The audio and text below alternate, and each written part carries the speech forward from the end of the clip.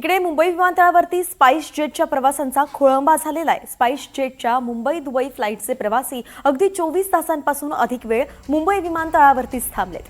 Mumbai Dubai flight उशिराने आहे, त्यामुळे सुरुवातीला त्यांना कळवण्यात आलं होतं। त्यानंतर पुन्हा वेळापत्रकात बदल झाला, वारंवार फ्लाईट रद्द झाली, स्केड्यूल झाली, रिस्केड्यूल झाली आणि त्यामुळे प्रवाशांमध्ये संताप वाढत गेला। 24 तासांहून अधिक प्रतीक्षा करून सुद्धा खाण्यापिण्याची पुरेशी व्यवस्था नसल्याचा प्रवाशांनी आरोप केलेला आहे।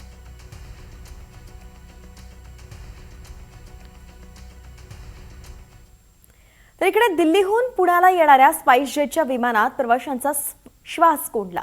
प्रवासी विमानामध्ये बसले होते आणि त्यावेळी विमानामध्ये अचानक तांत्रिक बिघाड झाला।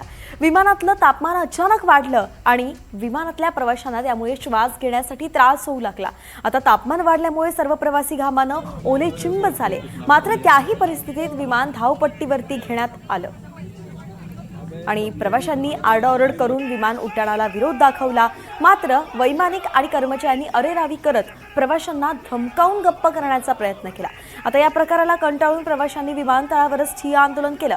लेशपाल जवळगे या प्रवाशानं सोशल मीडियावरती या संपूर्ण घटनेचा व्हिडिओ शेअर केलेला आहे। स्पाइस जेट कंपनीवरती कठोर कारवाई करण्याची मागणी प्रवाशांकडून केली जाते। एकामागून एक दोन घटना स्पाइस जेटच्याच आपण पाहतोय। एकीकडे प्रवाशांचा खोळंबा झाला, दुसरीकडे त्यांचा श्वास गुदमरला, तरी देखील विमान जे धावपट्टीवरती आणण्यात आलं।